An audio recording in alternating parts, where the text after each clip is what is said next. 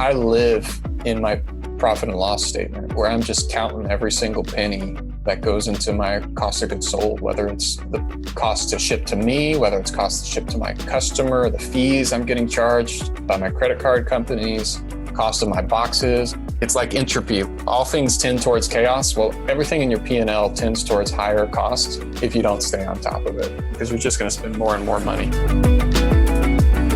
How does a guy who used to sell fighter jets move on to build an e-commerce company that sells single-blade razors? It's an interesting question with an even more interesting answer. And on this episode of Up Next in Commerce, Patrick Coddou tells the tale and gives some insights into the world of e-commerce along the way. Patrick is the founder and CEO of Supply, and even though the company has been in business since 2015, 80% of its total profits have come in just over the last several months. So what's Patrick's secret? In today's interview, Patrick dives into the nitty-gritty of what changed, including how he finally discovered exactly what profit margins he and most companies need to hit in order to achieve sustained success. Learn what that number is and much more on this episode. Up Next in Commerce is brought to you by Salesforce Commerce Cloud. Respond quickly to changing customer needs with flexible e-commerce connected to marketing, sales, and service. Deliver intelligent commerce experiences your customers can trust across every channel. Together, we're ready for what's next in commerce. Learn more at salesforce.com/commerce.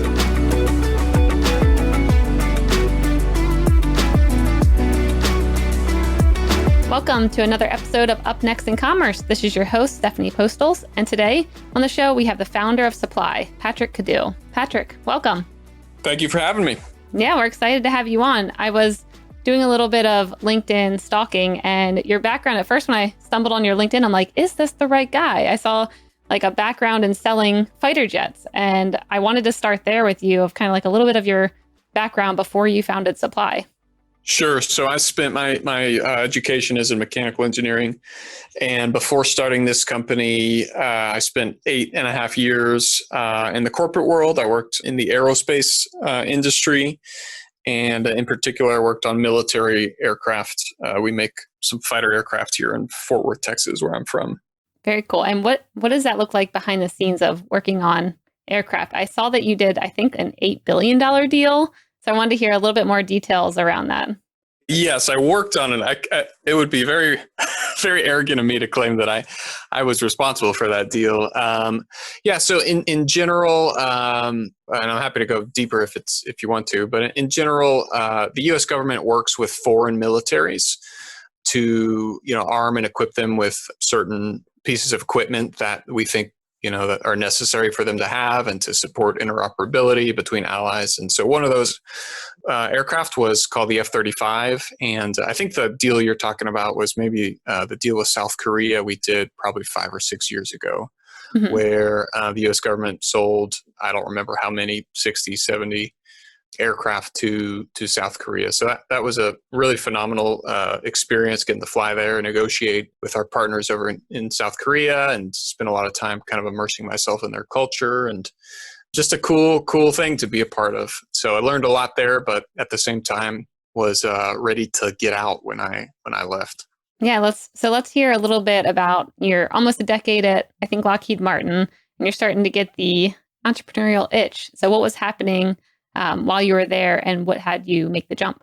Yeah, so as outrageously cool as the subject matter was of what I worked on in my previous life, it was as awesome as the subject was. It was as equally terrible to work in a corporate environment like that one. For me personally, not for everybody, but for me. Yep. And especially working with the U.S. government and, just procedures and processes and just layers of bureaucracy and just led to boredom and frankly, anxiety and depression personally, just wanting to be fulfilled in my work and not finding the ability to be so in what I was doing and seeing, I tend to plan and think ahead a lot. And like when I visualized the future of my life there, it was like I could literally see myself sitting at the same desk, like doing the same things that I had been doing for like the next 30 years of my life. And so for years, I wasn't raised as an entrepreneur. I don't really have that in my family. Didn't know the first thing about starting a business, but for years, I was always thinking about kind of what is kind of my path out of this life and kind of into the next one. And always had ideas and never really kind of jumped on them because I wasn't a risk taker. I was an engineer. Taking risk was the furthest thing from what I was used to. And I finally had this idea for a razor that I wanted to invent. In general, I've always kind of struggled with irritation and ingrown hairs with shaving since the first day I started shaving. And I came across this old style of shaving with a single blade safety razor, and just fell in love with it and decided I wanted to try to kind of make a modern version of this old razor that I found. And then in addition to that, just decided like it's kind of now or never to make the leap from this job to doing something on my own. So it was kind of a perfect storm of the idea came and the necessity came and the opportunity came at the same time, and just decided to go for it. Yeah, that's awesome. I think a lot of people probably have those same feelings of getting stuck somewhere. I know I have in the past. There was a point in my previous life when I was working at Fannie Mae, and I had the same kind of thing of like, oh my gosh, do I want to end up in a semi-government like job or corporate job? And even at Google, it's like, oh, things feel so great right now. Like, should I leave? I feel like I'll get, stay here for a long time because it's so comfy. So I think a lot of people have the same kind of feeling of like, now or never, I better jump before I get stuck here for the rest of my life. Yeah. And like the further you go in those career paths, like the harder it is to leave. What can an aerospace engineer that has worked as an aerospace engineer for 20 years, do other than that, after they've been there so long? Yep. Yeah. I had the same feelings. So what year did you start Supply, or did you start something before then, or was Supply your first company? Supply is my first kind of real company. Prior to starting Supply, which company started in January of 2015, but we launched publicly in August of 2015 with our first Kickstarter campaign. And prior to that, I started a website with one of my best buddies called Razorpedia.com. And that was I think we started in 2012 or 2013. And long story short, it was a kind of razor review website that really was kind of a stupid fun thing to do with a buddy on weekends, where we wanted to kind of test razors and try to find the best razor on the market. And actually the website ended up getting pretty popular, and we ended up selling it later. Awesome. But that's really where the razor kind of story began with shaving. Yeah. I mean, I read that the Razorpedia was like the #1 Google search result, and it had like 1 million organic page views over 30 months. So it sounds like it was actually a pretty big deal. Yeah, it was pretty successful. We were fortunate enough to we literally launched, I think the same week that Harry's launched. Good timing. Yeah, it was good timing. And we wrote a blog the same week about Harry's, and we ended up if you searched razor reviews online or Harry's razor review, we were right at the top of the search results. So it was kind of dumb luck, and so we started to kind of monetize it with ads, and we didn't know what we were doing. We were making it up as we went. The best thing that came out of that was the realization that all these multi-blade razors that we tested were all, in my opinion, were all trash and just not good razors. And it was that website that actually led me down the path to find this old style of shaving, which is this single blade style shave. Yes, it's really interesting how marketing can really train us the more blades, the better. And this one has 2. Oh, this one has 3. And, you wouldn't even think getting back to the roots of you were talking about a single blade is maybe actually the best way of doing things. Yeah, there's an old Onion article from 2002, and I think the most blades in a razor was maybe 3 or 4 at that time. And the title of the article was "Screw it, we're doing 5 blades." And so they actually foresaw the 5-blade razor, and I think you can actually buy a 7-blade razor today. Oh my gosh! So you have this idea of Supply. What did the early days look like? I mean, you have this old time razor where you're "Oh, this actually works really well." What was it like to actually start the company and, find a way to create and manufacture this razor? It was very challenging, to say the least. So I had the good fortune of one of my friends. I wanted to just make the leap and just like go cold turkey and go all in on the company and the idea from day one. Had the good fortune of having some friends in my life that I listened to that said, well, why don't you try to figure out how to make this product work before you just leave your paycheck behind. And that turned out to be really good advice, because it took me about a year and a half, if not 2 years, to go from Kickstarter campaign, which was kind of the initial rough prototype, to, a no kidding supply chain or product that I could actually sell at scale. And I have no background in consumer products at all whatsoever. So a lot of that kind of 2-ish years, was just me making it up. I had no investors. I had no, real network or, people to rely on to help me figure out how to kind of make this product. And so a lot of it was just kind of figuring it out as I went and making a lot of mistakes and fixing those mistakes when they happened. So how were you finding ways to, you get a really well-funded Kickstarter. Like, what was the next steps after that? Did you go and start meeting with people who manufacture razors already? And you're like, here's my new design idea. Or since you're an engineer, were you actually like trying to make your own? Yeah. So, no, I did not make my own. We've always done, outsourced supply chain and production since day one. We're currently actually not working with any of our early manufacturing partners.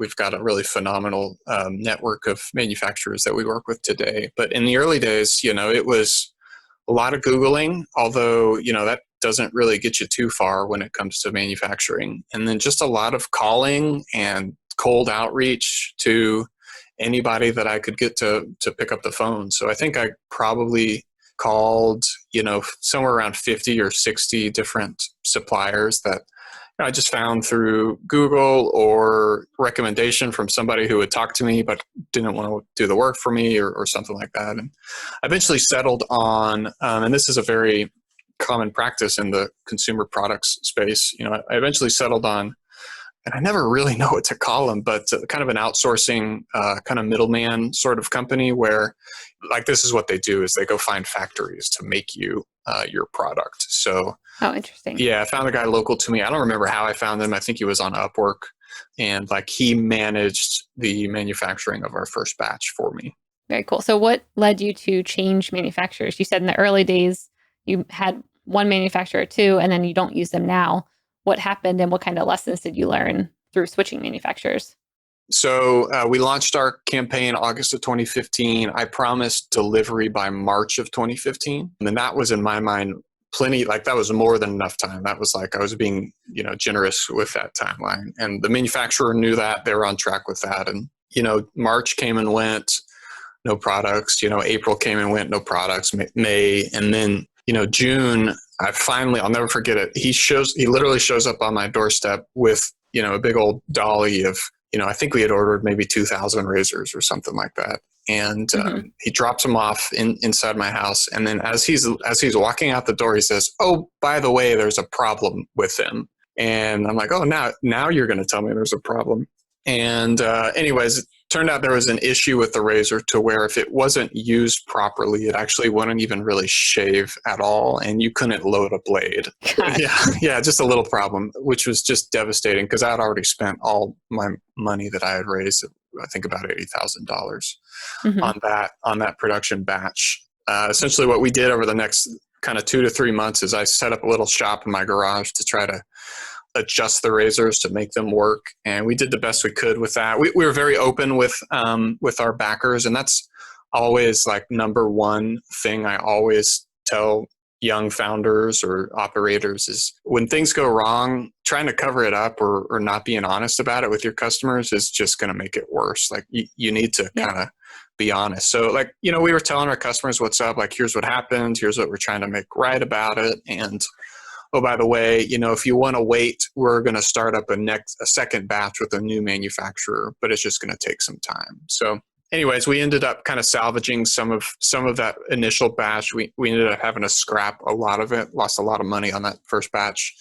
And then we started up a second production line and eventually made it right with our backers and delivered everything we promised. But it took, I think it was the following March before we finished delivering what we had promised. So it took, a year longer than what we had told people it would take. the lesson for me is, and has always been, at the end of the day, all I have personally that's keeping my business alive is the relationships with the people that I work with. And those relationships and that trust is everything. And it's extremely difficult to, on the front end, like determine if you can trust somebody. But I always highly leverage towards trust when I'm evaluating a new partner rather than capability, right? Because capability is just kind of table stakes for us to even have a conversation. Something is going to go wrong, and what happens when it goes wrong is what makes all the difference. And so that first vendor, his true colors were showed when something went wrong. The vendors I'm with now, things go wrong all the time. But what happens is they make it right. And so that's kind of the biggest learning lesson for me, and the biggest advice I can give people is go into business with people that you not only enjoy working with, but can trust to make things right when things go wrong. Because that's literally all you have. What's written on the contract doesn't even really matter when you're as small as me, right? Because I can't sue somebody, you know. Too much time, too much money to even try and do that to begin with. Yeah, exactly. So it's all about relationships. Yeah, that's a really good point. So on your Twitter, I think I saw that, you guys have been in business for a few years, but 80% of your lifetime profit has come in the last 6 months. And I was wondering, what's the catalyst behind that? Like, why are all the profits coming in now? Is it, better marketing? Like, what's behind the scenes to drive that profit now?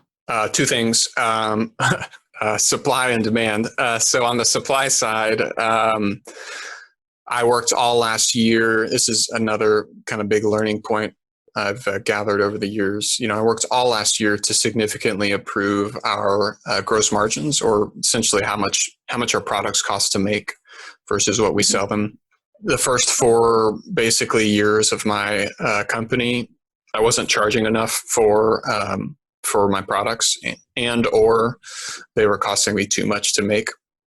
So 2019 was a big kind of cost-cutting year for us.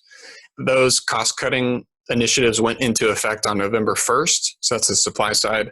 And then the demand side is November 3rd, we aired on Shark Tank. And so that was the beginning of a big tidal wave of orders. So those two things coincided very nicely to bring us to a place to where we're significantly profitable in a way that we've never been before. And that really changes a lot of things for us. That's awesome. So how did you go about figuring out what areas needed to have costs cut down? Like, what does that process look like? Yeah, for us, it's less about, we've always had very low overhead. Started the business with my wife. We've barely ever paid ourselves much. We've had a very small team always. We worked out of our house for the first 3 years. So overhead has always been very low for us. I always urge young businesses and founders to keep overhead as low as possible. I think a lot of the reason you're seeing a lot of companies go out of business or have issues, this year since COVID hit, is they don't have the flexibility in their overhead to withstand, volatility in the marketplace, which is what's going on right now.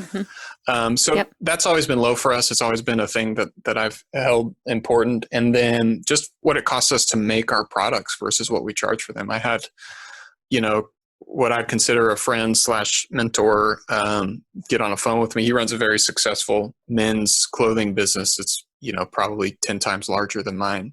He shared with me, if you're not charging at least 4x for your products, what you make them for, you're never going to be able to scale in a meaningful way, because customer acquisition costs are just too high to let you be able to scale with any less margin than that. And he's right. And did you take his advice exactly and do 4x of how much it costed you? Yep. Yes, I did. Cool. And what was the price before for a razor, and what did that jump to? Yeah, without getting into like the engineering side, which is maybe a little boring, but we didn't really necessarily change the price of the razor. So we have 2 versions. We have an alloy, what we call an alloy version, and a steel version. The steel version, we increased the price probably about 20 to 30%. And we introduced an alloy version, which is a lot less expensive to manufacture. And we actually kept and almost kind of lowered the price on that one because we were able to bring our production costs down so much. Got it. Is there anything when you're lowering your production costs? I know you mentioned overhead's a big thing, but was there anything with your production costs or like the materials that you also looked at decreasing the prices for? No, I mean, we kind of kept the packaging the same. I mean, we're always, another thing that you'll probably hear a lot of people, supply chain guys, talk about is we're always trying to get like ahead of the curve when it comes to ordering, because like historically we've always had to rush shipments via air.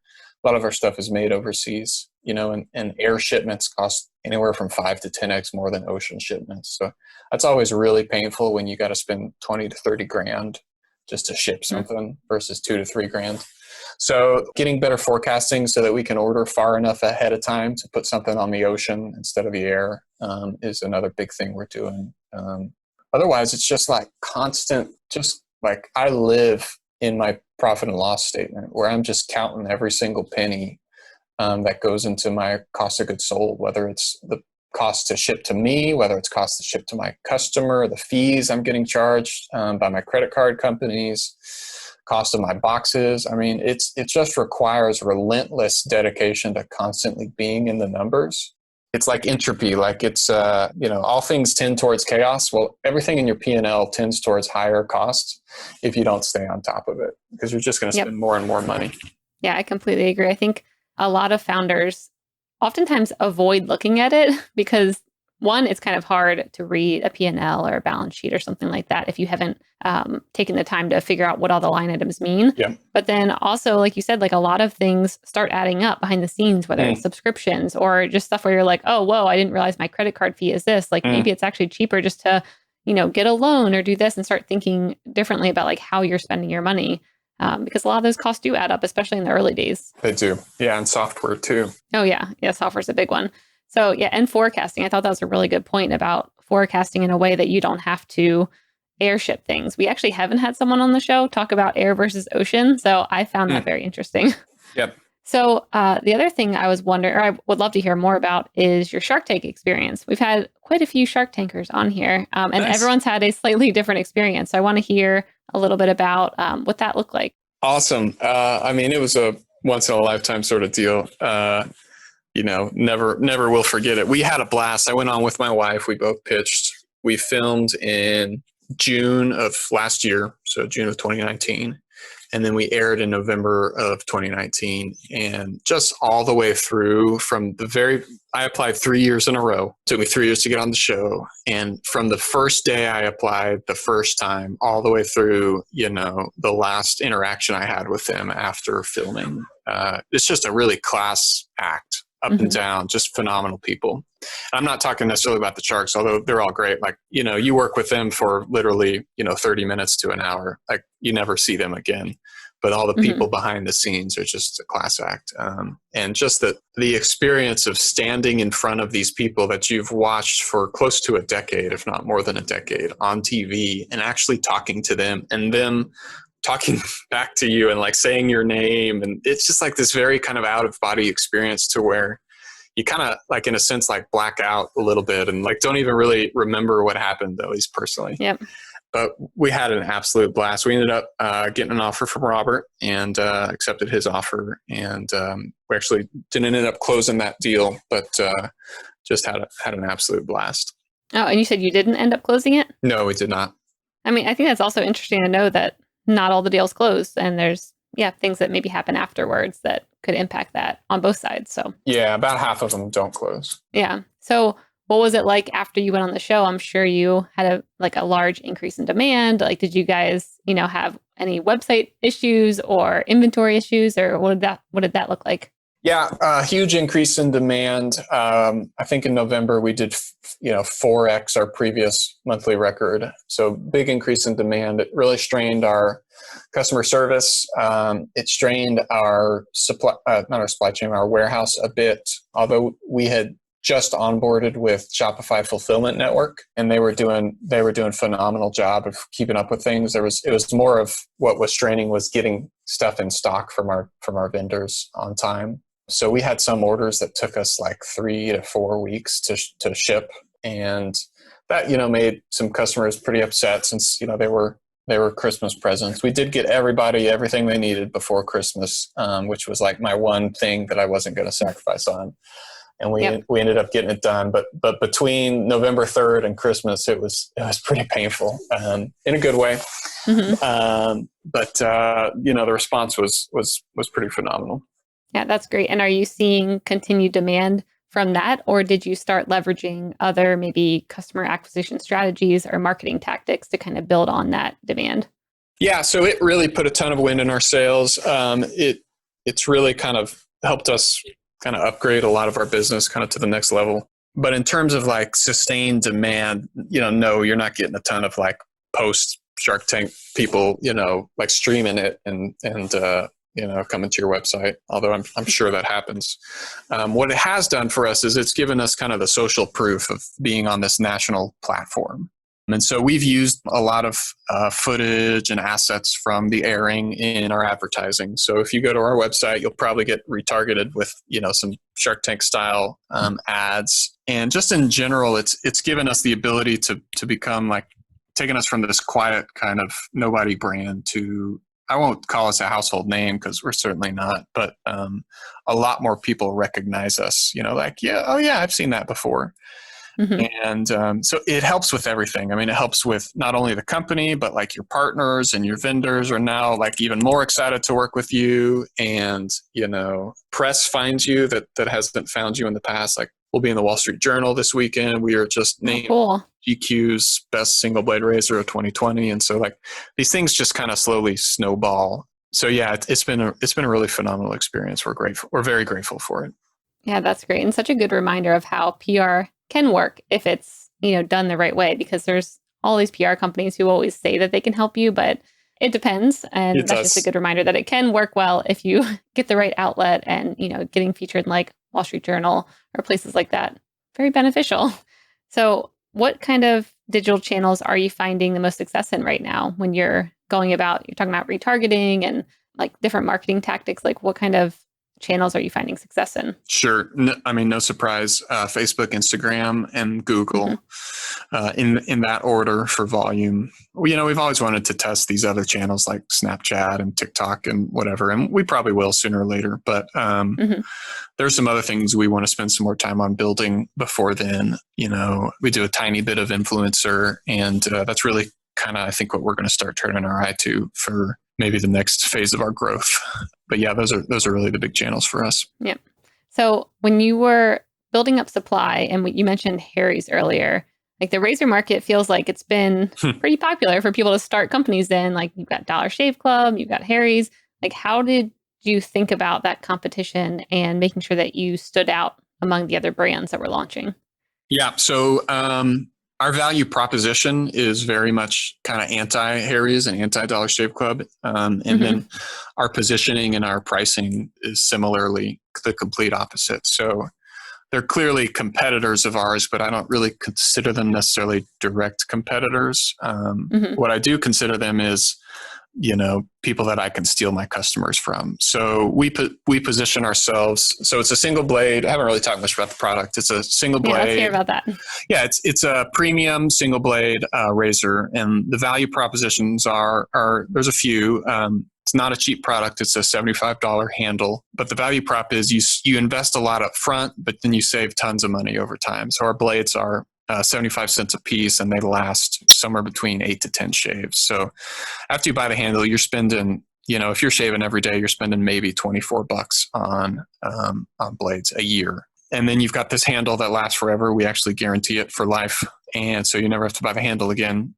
But then aside from that, the value prop is a single blade gives you just as close of a shave as a multi-blade razor. But for roughly 30% of guys, they experience, like myself, really severe razor burn and or bumps, typically on the neck or in the sensitive parts of the face. And a lot of that is caused by multi-blade razors. We don't have to go that deep into it, but the way they're designed works for some guys in terms of giving you a close shave, but for guys like me who have sensitive skin, it actually does the opposite. It makes things worse for you.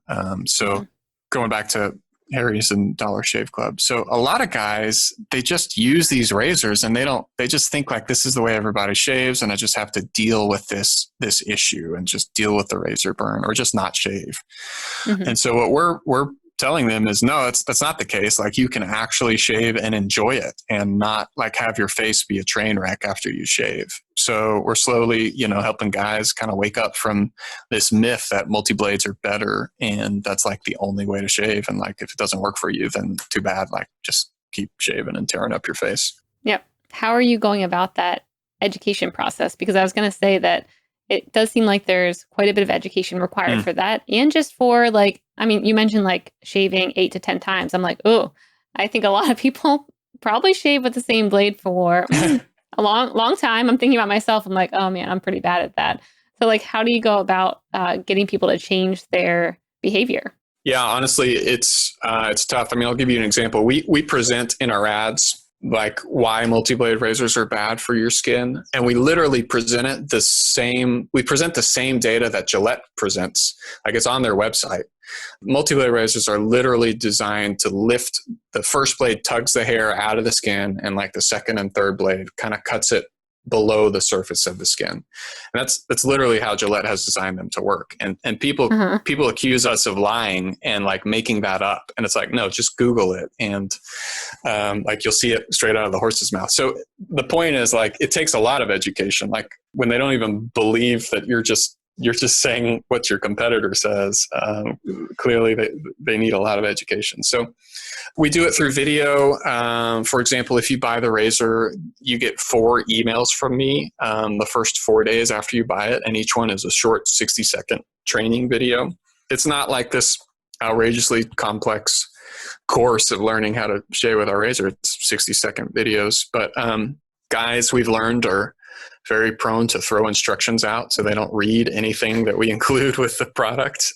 So need some fancy videos, like to get in front of them. Yeah, come look at this. Yeah, exactly. It continues to be a challenge, but in general, video seems to work the best in terms of teaching guys how to do. And actually, we're starting up our YouTube channel next week to kind of help that process as well. Yeah, that's really interesting. Another thing I read, I don't even know why I know anything about razors, but I did read an article about like the marketing behind them, how a lot of the traditional companies show the razor getting like water all over it and sitting in the shower, and that actually degrades the blades, and then you have to change it more frequently. And that was like their whole plan. Do you think that's true? Or am I just reading like conspiracy theories behind razor blades? Yeah, I don't know exactly what you've read, but I mean, it is true that water, what it does, I mean, if it sits on a blade, it causes it to rust, which degrades the edge. So yeah, I mean, we tell our customers, don't leave your razor in the shower or in a damp environment. We tell our customers not to do that, because that's very much true. Yeah, I mean, all these things I think most people probably are doing right now. I'm thinking of myself, and our producer is typing in there that how long she goes from changing her blades. So I think there's a lot of education to do in the market in general. How are you guys also thinking about new products? Because, these are designed for men, but I'm like, women definitely have a lot of the same issues. Like, are you thinking about launching new products geared towards women as well? Or are you just strictly focused on men's products? For the short term, we're focused on men's products. We do have women as customers. My wife, and my co-founder is a user of our product. So we're more than happy to have the ladies buy from us. But what's really, really difficult, or at least I've found, is to position our product as both a men's and women's product at the same time. And I don't know the best. I'm sure there's a good way to do it, but I don't know what it is, because the two, shaving your face and shaving your legs, they seem similar, but they're very, very different things. So I think like I'd love to do like maybe different landing pages or product pages, because the value props are basically different, right? So I don't know, man. Maybe I could use some advice for how to sell. Maybe the problem is I just don't know yet how to sell razors, to women. Well, it sounds like my team and we've got ideas. And we'll team up with your wife and we can all figure it out together. Yeah, exactly. It is on the to-do list. It's just something we haven't been able to get to yet. Very cool. So tell me a little bit about how you developed your website, like the experience. I mean, when you're selling something that kind of needs to be, tried out, or you need to hold like the handle to see like, wow, this is a good quality, like piece of steel here. Like, how do you convey that to the customers who are coming on? And like, how did you develop your website experience? Yeah, that's tough. It's really tough. And I don't think we've arrived by any stretch, but certainly made a lot of progress.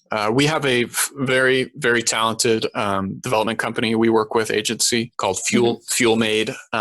Good friends, just good people, and they do amazing work. So they handle just, from the front end and the back end design, they're handling most of that for me. Prior to that, when we were smaller, I think it's a complete waste of money to spend any money on complex web design. Like there are so many free or very cheap templates out there that work so well. I would encourage people to not spend any money on development and take any money you have and invest it all in creative, and start with just phenomenal photography. Find a very, very talented photographer and spend your money there if you're going to spend your money anywhere. So I have a very good friend of mine who is that person, and he takes all of our photographs. And so we over-index on beautiful photography. We're now at a point to where we can afford, kind of an expensive agency to develop our site. And otherwise, we do just tons of A/B testing. We're always, every month we're testing something new, or we're launching a new feature. Sometimes it works, sometimes it fails miserably. And, each month is just an opportunity to get better. What kind of tests have you seen work versus fail? Because I think a lot of people may be thinking about trying out some of the same kind of features or tests that you're thinking about. So is there anything that comes to mind where you're like, this really worked well with conversions or, increased like cart value, versus this one did not work at all and it seems like it would have? Yeah, I probably have more this didn't work than that this does work. Let's hear it. I like those stories just as much. Yeah, well, man, I'm really sad about this one. We just did one where once you add the razor to the cart, there's a pop-up that immediately shows up that says, hey, do you want to upgrade this to our starter set, which is our second bestseller aside from our razor. We tested different variations of that pop-up. We tested it against no pop-up, and there was like no clear winner after I think it was 2 weeks and a very significant amount of traffic. So we decided not to go with that pop-up. I launched a membership / like loyalty program in April that the way I designed it was outrageously complex, and I put a lot of development work and dollars into it. Let it run for 8 weeks, and then I canned it. That was painful to do because it was just too complex.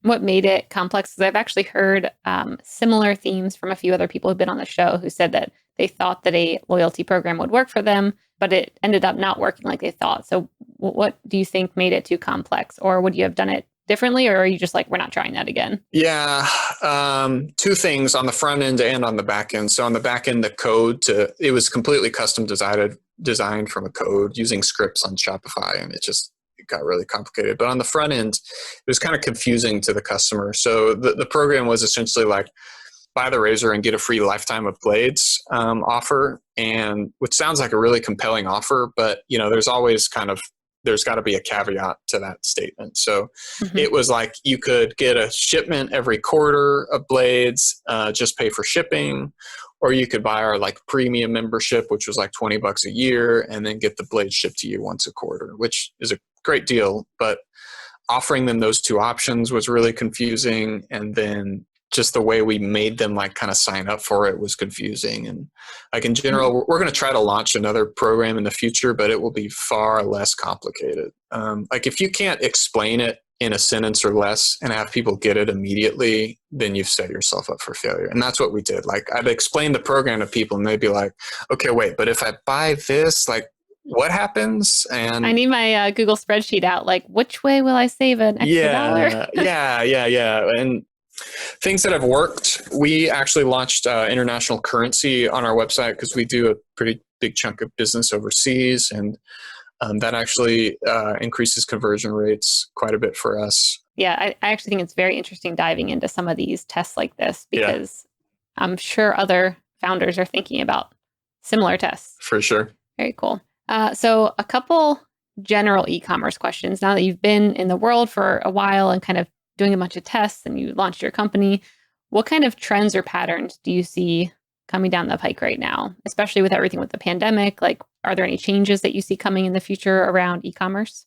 I guess this is probably cliche, but the only thing I know is that I have no idea what's coming next. And I think there's a ton of opportunity in the future and a ton of volatility in the future for e-commerce. I'm very grateful, number one, to be in the industry I'm in, to continue to operate and be healthy and growing. I have friends in the restaurant business that cannot say that. So like, I'm very bullish and grateful for the industry I'm in. I'm not planning on changing anytime soon. But at the same time, I think consumer behavior is going to continue to be like challenging to kind of forecast. This is all, people say this all the time on Twitter, but like, I just don't get the fact that our stock market is so high and our GDP is so low and so many people are out of business. So like, to me, it's like, okay, when is this, like, part of me is waiting for the other shoe to drop, and when is this all going to come crashing down? And the other part of me is like, e-commerce is 30% of retail now, and like, that's not showing any sign of stopping anytime soon. So I don't know if that's a direct answer, but in general, what I'm doing is I'm doubling down, and I'm building processes and teams for growth. So we actually just left our longtime marketing agency that I had a great relationship and love and really enjoyed working with, and it was really difficult to leave them. But the main reason I left is like, I'm convinced the brands that are super nimble and able to react and adapt really quickly are going to be the ones that survive and, thrive in this environment, in this, volatile environment. So whether Facebook CPMs are up or down or, what's going on, I think we're just going to be really flexible. And part of what I'm doing to be flexible is building more internal teams to move quickly rather than just being a bit slower. Yeah, that's such a great point. And I think a lot of other companies are probably starting to think about that too, especially around like being able to move quickly, not having costs that are, recurring for like the next 3 years that you can't get out of, or, long-term contracts, and even around like not relying on just a single manufacturer and being able to kind of like move around if needed. So definitely being more nimble will probably be how a lot of companies are thinking about this going forward. Yeah. And it's tough because at the same time, you also, I think, and we started the call off kind of like this, it's like you have to keep overhead low at the same time. So you've got like these competing priorities to like be able to move fast and have an internal team, but then also not like have a bloated internal team that you just can't respond. Your overhead can't respond quick enough to any kind of, unforeseen events. Yep. Yeah, completely agree. All right. So the lightning round brought to you by Salesforce Commerce Cloud. This is where I will ask you a question and you have a minute or less to answer. Are you ready, Patrick? I am ready. Cool. So if you were to start a podcast, what would it be about and who would your first guest be? Okay. I know the answer to this one. You're prepared. And this is no offense to you at all. All right. I'll try not to be offended. I would start not like a one-on-one podcast, but like a roundtable debate style podcast with like roughly 3 to 5 people.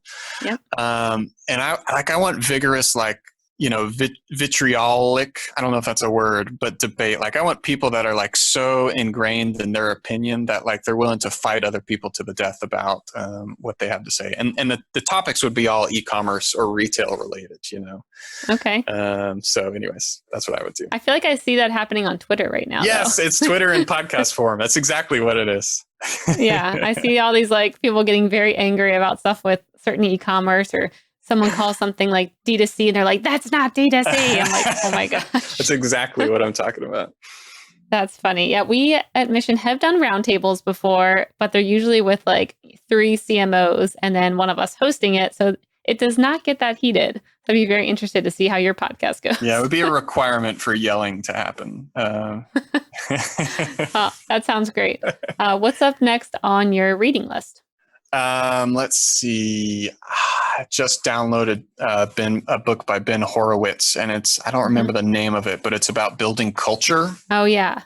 What is that new one? Don't remember. But it's all related to this kind of transition I'm going through right now, is what I call the transition from founder to CEO, and like focusing less on doing things myself and focusing more about delegating and building a team that can accomplish things without me involved. And so a huge part of that is culture. And I have no clue how to build good culture. So I'm going to learn from the best. Is it What You Do Is Who You Are? Yes, that's it. Is that new or is that old? Yeah, that one's his newer book. I was listening to it on Audible, and I like it because it ties in history along with building a culture, but it's like, here's what, happened a long time ago and why these themes are still relevant. So good. I would recommend that one as well. You liked it? That's good. Yeah, I thought it was great. Okay, good.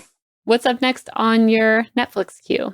I don't really watch a whole lot of Netflix. No, nothing. Everyone always starts by saying that, and then they're like, "Oh, wait, I just did this. I just watched this whole series." It's funny. Me and Jennifer will turn on Netflix to like watch something new, and we always default to just watching The Office. It's like, hey, that's a good one. That's a good go-to to keep you smiling. I will say we did just start. We dug up an old DVD set of Seinfeld, and now we're watching Seinfeld right now. So, oh, nice. Yeah, pulling out the DVDs. That's awesome. The DVD, the Blu-ray though. Yeah, gotta be. Yeah. What app do you enjoy most on your phone? What app? I use Twitter probably too much. Yeah. It's a good thing and a bad thing. A lot of the good things that have happened to me over the past year have been through connections on Twitter, but it can also be a time suck. Yes, I agree. All right. And then the last one, what is a favorite piece of tech that you use or are trying out that's making you or your team more efficient right now? More efficient. Well, we're trying out a productivity app called ClickUp. You ever heard of it? I think I have, but tell me a little bit more about it. It's like it's kind of like a Monday.com or an Asana. Mm-hmm. So like project management, task management. And I've never found one I like or that works. We've tried doing it in Notion before, although I love Notion. Yeah. So we're trying that in ClickUp. I don't know. We'll see. I like it so far. Cool. Yeah, we'll have to check that out. Yeah, we use Basecamp for almost everything, but I'm open to other things. Yeah. I don't know that I'm a huge fan of Basecamp. I could never get it to work for some reason. Yeah, it is a little high when it comes to like starting up and teaching the team and everyone learning from it, but it gets better. Yeah. All right. Well, this has been such a fun interview, Patrick. Thank you for coming on the show. Where can people find out more about you and Supply? You can find me on Twitter where I spend most of my time. My handle is Sounds Like Canoe because my last name sounds like canoe. It's Patrick Coddou. So you can find me there, and that's really where I spend all my time. And then our website is supply.co. You can see our company and all of our products there. Awesome. Yeah, thanks so much, and have a great day. Thank you.